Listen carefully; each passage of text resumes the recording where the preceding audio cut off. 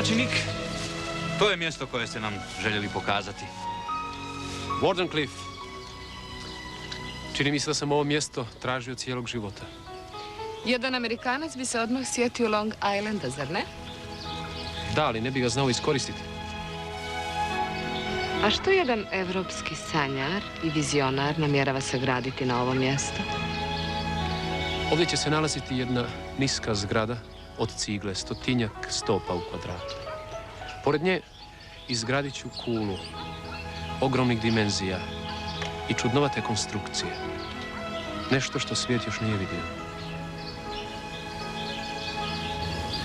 I tu ćete nastaviti svojim radom? Da. Koncentrirat ću svoje najveće pronalaske u svjetski sistem. A ova će stanica biti jedina koja će proizvoditi energiju.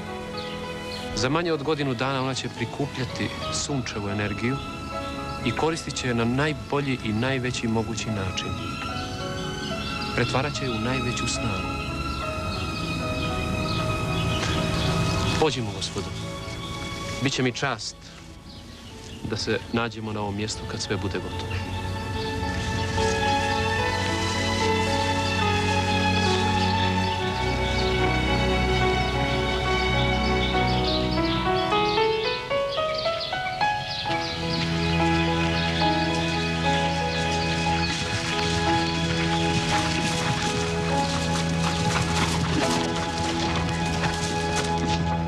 Želio bih napraviti stanicu koja bi proizvodila električnu energiju, ali koja bi u isto vrijeme, kako to danas kažu, vršila radio prenose.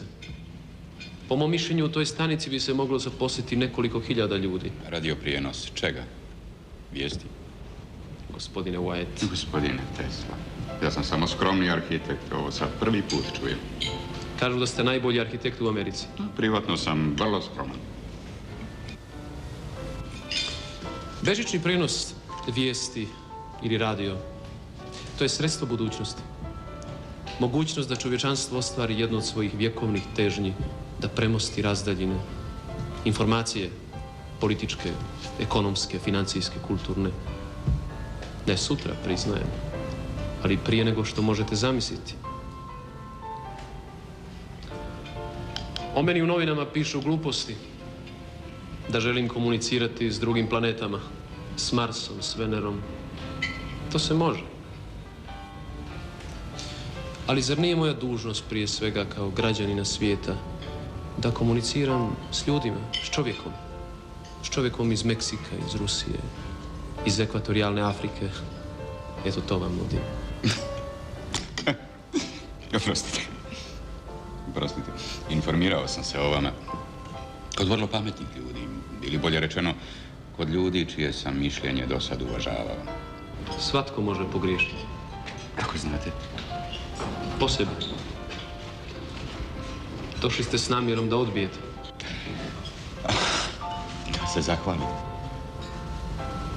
Ipak hvala vam što ste našli za mene ugodniju formu. Gospodine Tesla, što vi zapravo želite od mene? Kulu. Kulu visoku oko 250 stopa.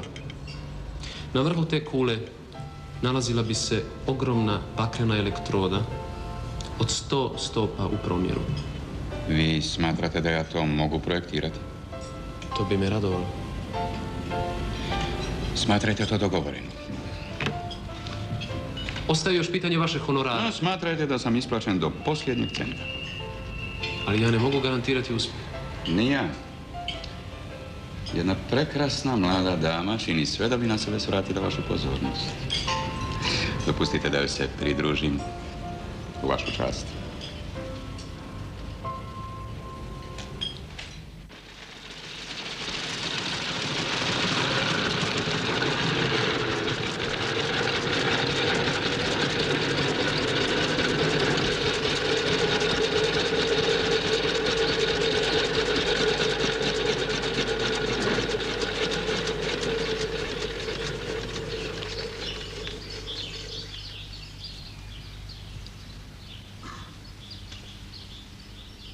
Svjetski sistem bežičnog prenosa vijesti plod je kombinacija nekoliko originalnih otkrića do kojih sam došao u toku dugih ispitivanja i eksperimentiranja.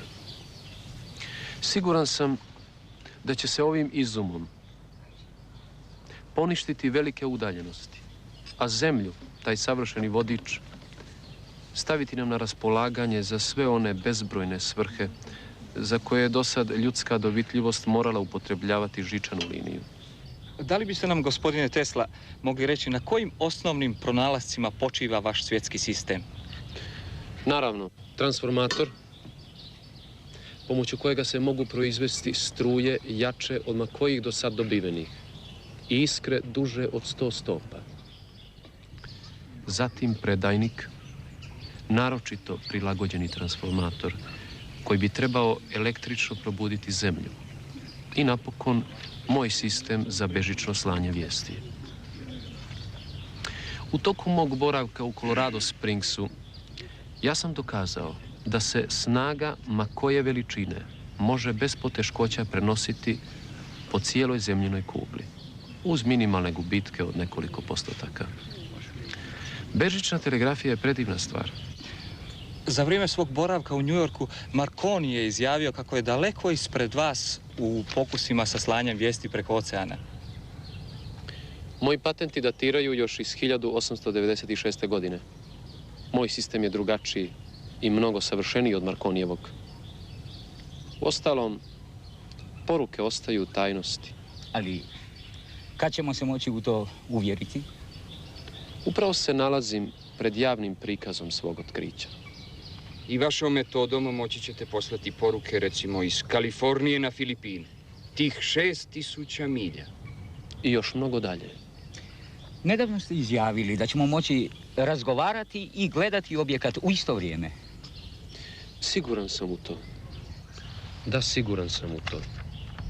Prije ili kasnije moći ćemo pomoću elektriciteta vidjeti slike, znakove, ljude na velikim udaljenostima. Upravo kao što sada slušamo preko telefona. Gospodine Tesla, Edison je prilično teško bolestan. Što mislite, tko bi mogao popuniti njegovo mjesto ako umre? Teško bilo tko. On će umrijeti samo ako prestane raditi. Šta je J.P. Morgan mogao postići u okvirima nauke da je svoj talent usmjerio u tom pravcu? Morgan? Morgan je mogao biti veliki izumitelj. Njegova upornost i prilagodljivost, njegova umnost i izvornost učinili bi od njega velikog čovjeka u bilo kojoj grani. On je genije sa sposobnošću da to primijeni. On je i učestvovao u gradnji te kule čuda. Da, na neki način, da. Kakve su mogućnosti koje će ova stanica moći pružiti kad bude gotova? Višestruke, ali ponovit ću samo najznačajnije. Prvo, međusobna povezanost svih telegrafskih stanica na svijetu. Zatim, uvođenje tajne državne telegrafske službe. Zatim, međusobna povezanost svih telefonskih stanica na svijetu. Zatim, slanje vijesti od općeg značaja i mnoge druge. A kada će proraditi ta stanica? Najkasnije za 9 mjeseci. Hvala vam, gospodo.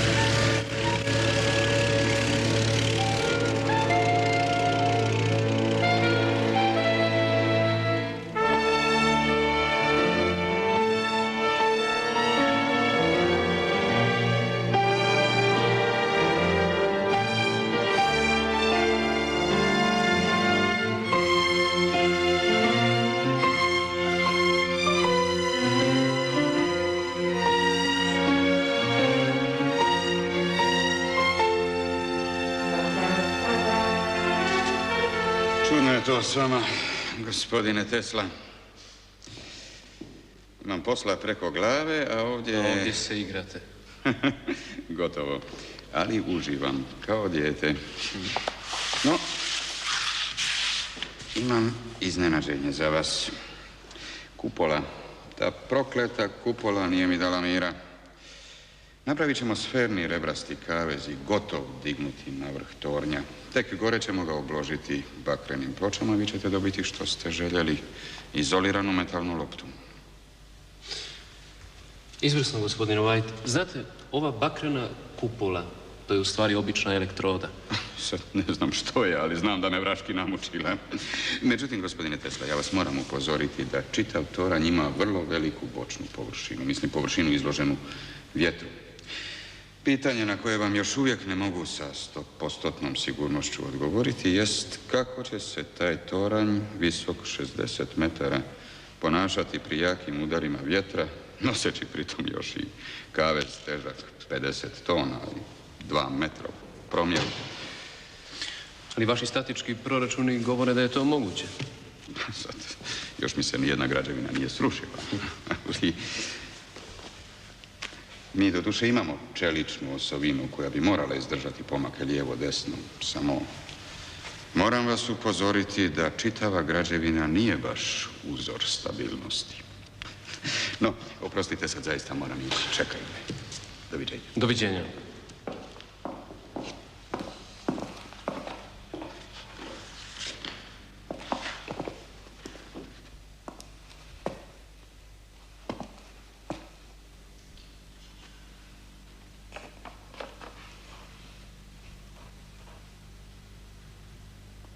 Obećali ste da ćete gospodinu Morganu spomenuti novac. Da, znam, obećao sam. Evo vidite, kad god ga sretnem, uvijek mi se čini nepristojno da takvom čovjeku govorim o novcu. A kula će se vidjeti čak iz New Havena. Da, bit će to još jedno čudo. Da, pravo američko čudo. I to u vrijeme i u zemlji u kojoj svi ne samo da vjeruju u čuda, nego ih čak očekuju. Dobro. Govorit ću s Morganom, ali čekajte, obećajem samo da ću govoriti, ništa više. Da, ali vi ćete sigurno i uspjeti. Nadajmo se.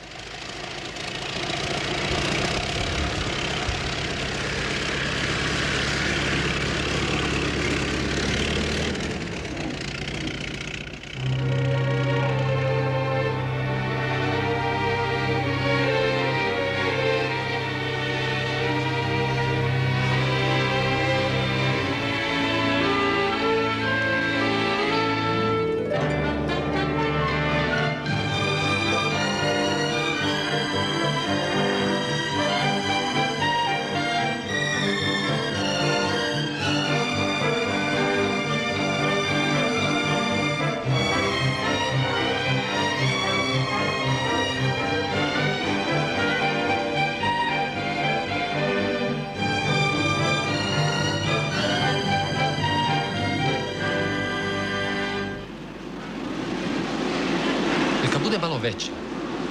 Moraš je veću. Gospodine Tesla, mi kasnimo. Znam. Gospodine Tesla. Westinghouse mi ne isporučuje na vrijeme što od njega tražim. Vi ste barem prijatelj gospodina Westinghousa. George Westinghouse je samo jedan čovjek u organizaciji koja se zove Westinghouse. Priznajem, teško je napraviti ono što ja od njih tražim. Zato im opraštam to zakašnjenje. Gospodine Tesla, predložio sam vam da prenosite utrku u jahti putem Long Island Sounda. Ništa mi niste odgovorili. Sami ste predložili da ćete upravljati svojim čamcem bežičnim putem odavde iz New Yorka pa sve do Pariza, na svjetsku izložbu.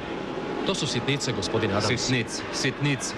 I hrpe dolara koje danonoćno trošite, sve su to za vas sitnice. Slušate li mene što ja govorim, gospodine Tesla? Slušam vas. Slušam. Nama je potrebna reklama. Potrebno je zainteresirati što širi krug ljudi, inače ćemo otići do vraga.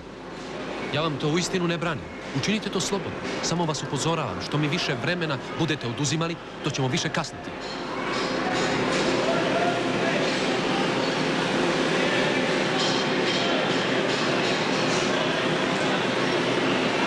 Pazi, moraju biti vrlo tanki.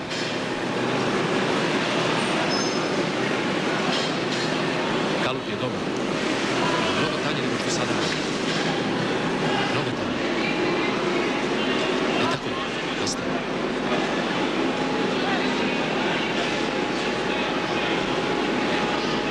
Gospodine Tesla!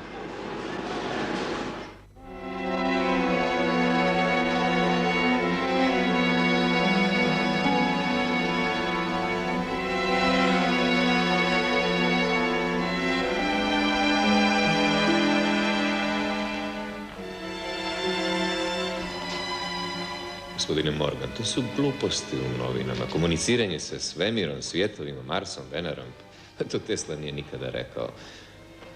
On ima razrađeni sistem slanja vijesti bez živca, koji bi mogao obuhvatiti cijeli svijet. To je nešto konkretno, stvarno, moguće. Tesla nije ni sanjar, ni fantast.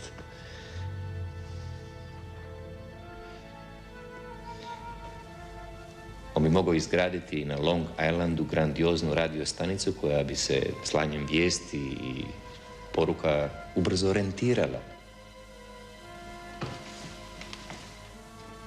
To je matematika, gospodine Morgan. Osnovat ćemo akcionarsko društvo.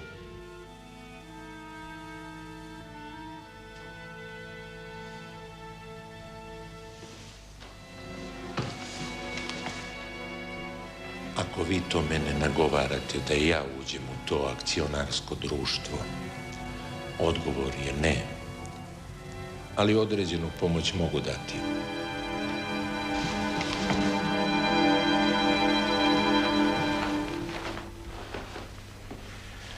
Markoniju je uspjelo uspostaviti bežičnu vezu preko kanala La Manša.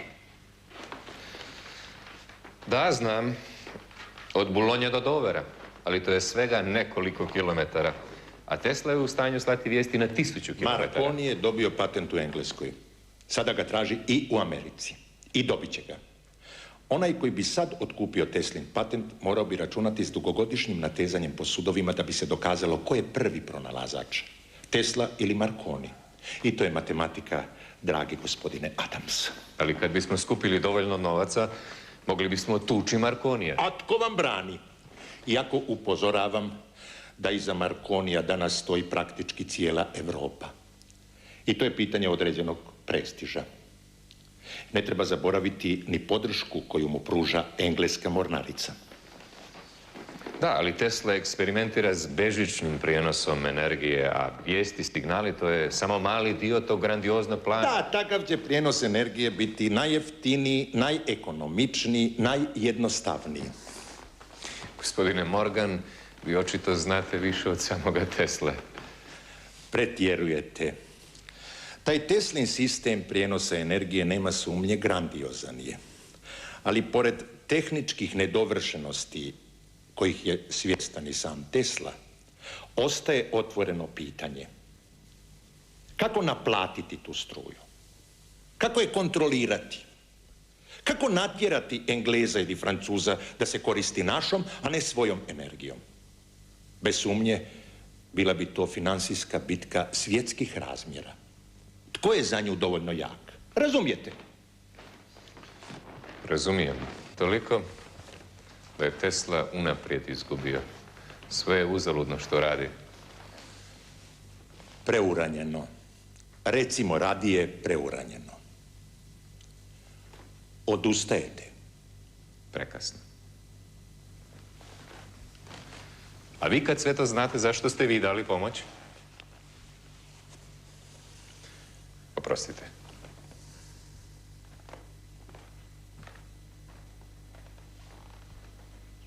Što više, nedavno sam saznao iz poznatog britanskog časopisa Electrician da su se neki eksperimenti naprosto uključili u moje metode i moje aparate bez moje dozvole.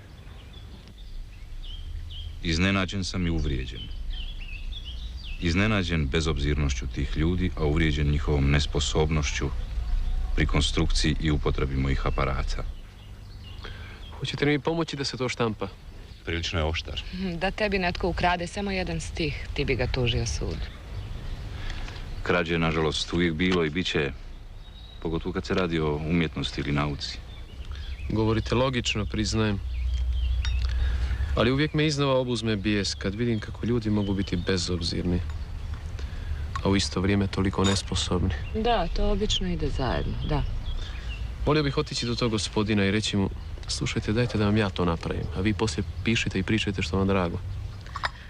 Tog gospodina? Mislite na Markonija? A molim te, čemu imena? Bilo kojeg. Kako napreduje gradnja vaše kule? Dobro. Zadovoljan sam. Govorite kao čovjek koji se pomirio sa sudbinom. Zašto? Novac je u pitanju, zar ne? Ostavimo to. Ne bih vas želio opterećivati svojim problemima. Oprostite mi trenutak.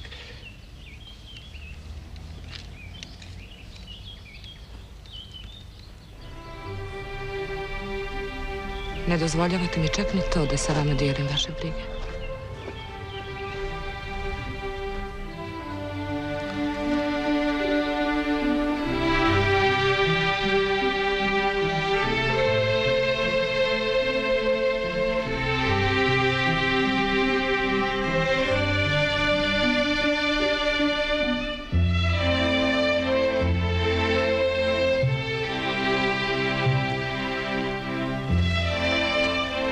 Čujem da je gospodin Marconi poslao radio signal iz Engleske u Ameriku.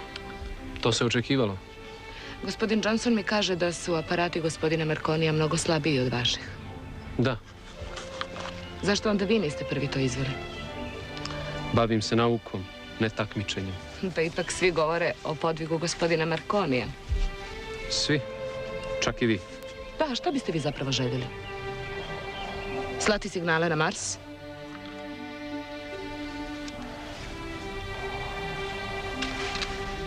Oprostite, željela sam vas uvrijediti.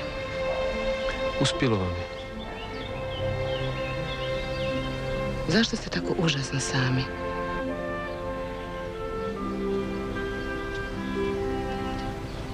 Niste mi odgovorili na pitanje. Nikada mi niste odgovorili na pitanje zašto tako užasno želite biti sami.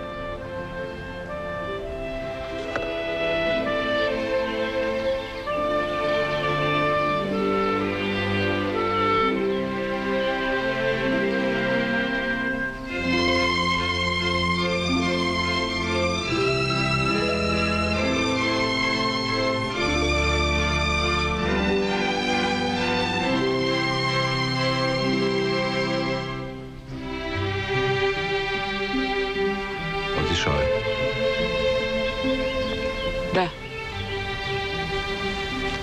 Posao?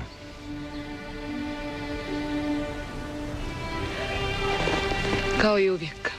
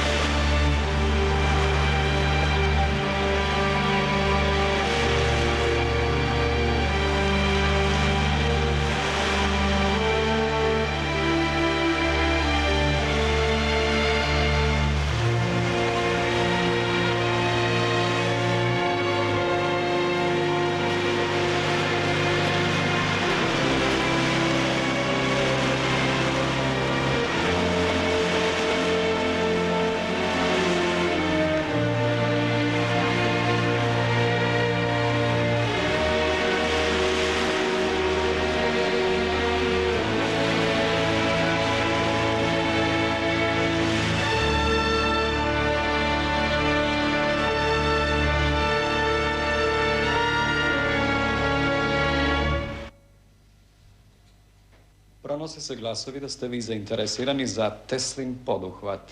Takve glasove podržava gospodin Adams. Želite da to demantiramo? Ima vremena. Takvi glasovi daju Tesli određenu garanciju, ali kada se sazna istina, svi će se odreći Tesle. Biće to kobno za Teslu. Rizik uvijek postoji. Pronose se glasovi da vas je Tesla obmanuo. Njemu nije u prvom planu radiostanica, već on želi eksperimentirati sa bežičnim prijenosom energije. Znam to. Koliko još Tesla može izdržati? Njegovi vjerovnici svakoga dana sve su glasniji. Tužbe za neizmirene račune gomilaju se. Još 2 do 3 mjeseca. Skratite taj rok. A sad, hajdemo se pomiriti s Bogom i zavapimo poput dobrog starog Rockefellera. Bože, daj mi moje novce.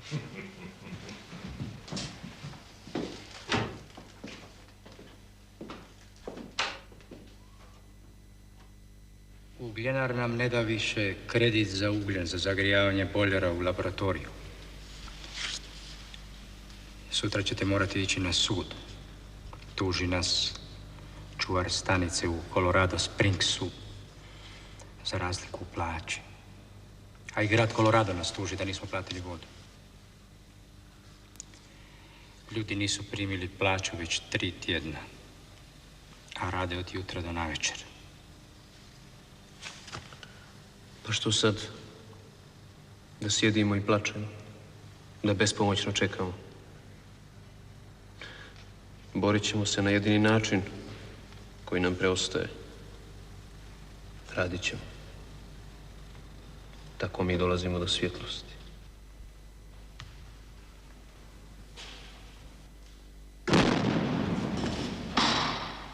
Što je?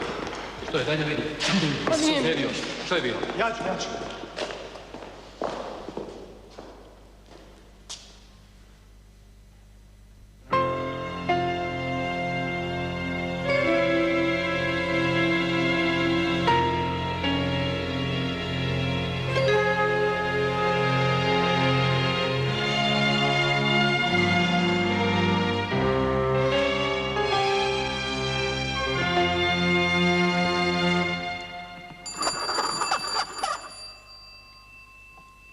Halo, centrala. Ovdje Nikola Tesla. Molim vas, spojite me sa kancelarijom John Pierpont Morgana.